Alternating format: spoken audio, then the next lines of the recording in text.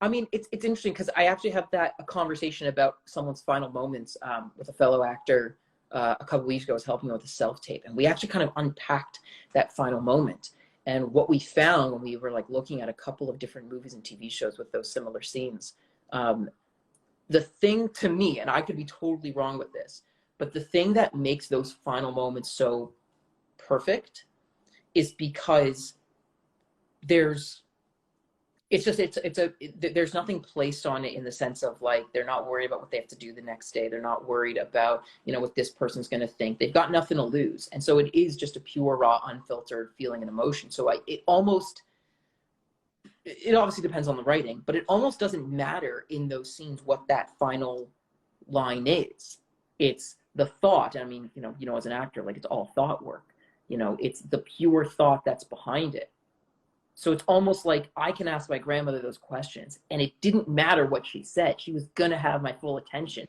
And she could have said, yeah, I'm really scared. Or she could have been like, no, I'm not scared at all. And in both cases, I would have been like, whoa. Yeah, that's true.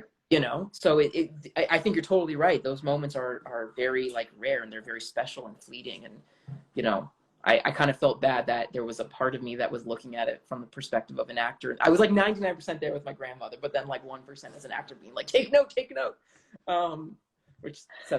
Well, in a way, I almost feel as though I use it as a crutch when I'm going through a hard time. Okay, bottle this emotion, remember everything around you so you can replicate this when you have to do those things that you hate doing. Yeah. And you know what? I think that's totally fair. And I think that element of being an actor in your everyday life, because you gotta practice what you preach, and if you don't practice in your everyday, you're never going to be able to show up on the mark or show up on set or show up on stage or rehearsal and just be able to do it if it's not something that you've been organically practicing in your everyday life and implementing. And so I think that element of that kind of work is like not something, and again, going back to what we were saying before about how people who aren't in the industry don't really get it and don't know how to talk about it. They don't realize that rehearsal doesn't just mean, okay, now I'm going into a room to rehearse. It's like, no, I'm in line at a coffee shop, and the person in front of me is like taking a really long time, and now I'm getting agitated, and now I'm like, bouncing my foot up and down because I just want my fucking latte, and so it's just mindfulness in those moments and practicing breathing in those moments and honing in on a specific thought. And I've definitely been that person that like I did this one time at a Starbucks. I was in line. It was like just after the morning rush.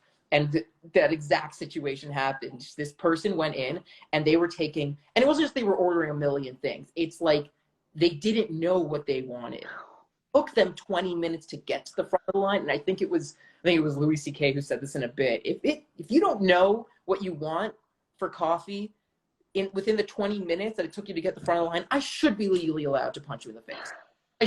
I just should. So I had this moment, and I'm like festering and boiling, and I'm like breathing into it.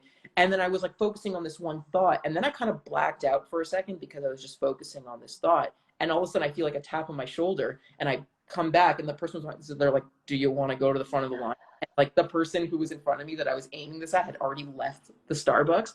I was just like in this space, which is like, yay, I'm an artist, that's great. But also, like, I just needed to get my damn coffee. That is so artistic. I don't know if I'm like so hip. I'm so hip, man. You are really cool. I'm like, that's why you have the hat. Like, guys, so it's not that it's how I live it. Yeah. It's not your hair. You're not having a bad hair day. It's fine.